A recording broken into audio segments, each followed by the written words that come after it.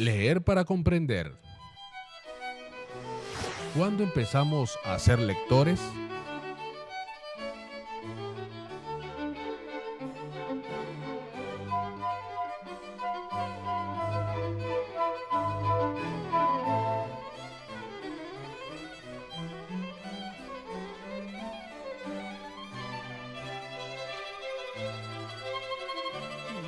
Para mí no hay técnicas de leer, en primer lugar. No considero que exista una técnica específica para leer.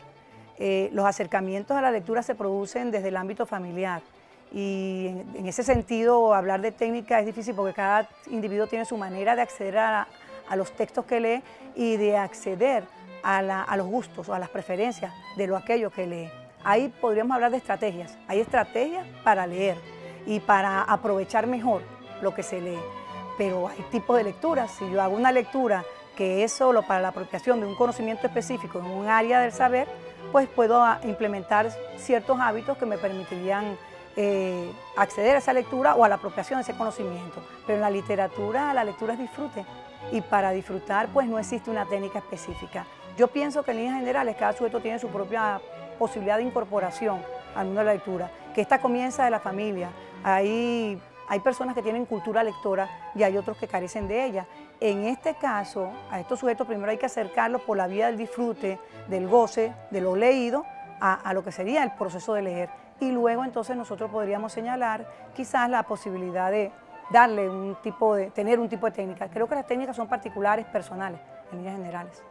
Mira, desde el punto de vista convencional, deberíamos tener ciertos elementos para narrar, debemos considerar ello. La narratividad es algo del ser humano, existe en el ser humano, pero sí debemos tener como secuencias para narrar.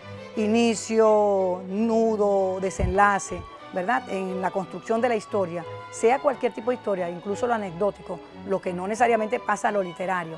En ese sentido debemos primero pensar en la historia o tener la historia a mano y luego reproducirla por secuencias que sean entendibles para quienes nos escuchan o para quienes leen aquella historia que está plasmada.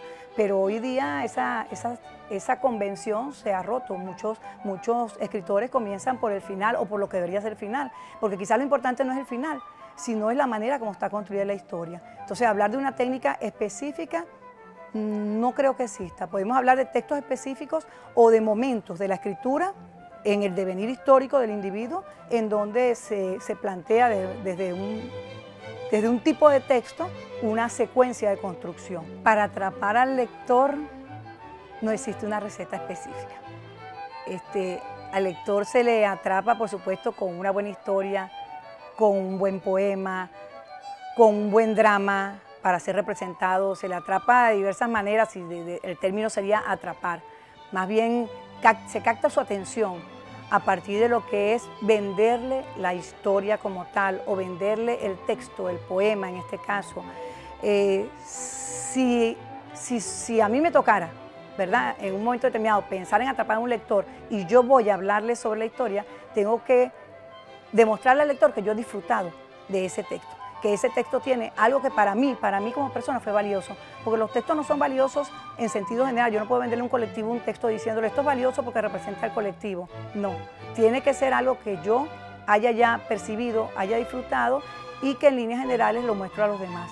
Creo que por la vía de experimentar lo que es el tránsito vital del sujeto, se puede atrapar al lector, que el lector se vea reflejado en el texto o que no se vea reflejado y por lo tanto siente curiosidad hacia lo que está expuesto allí.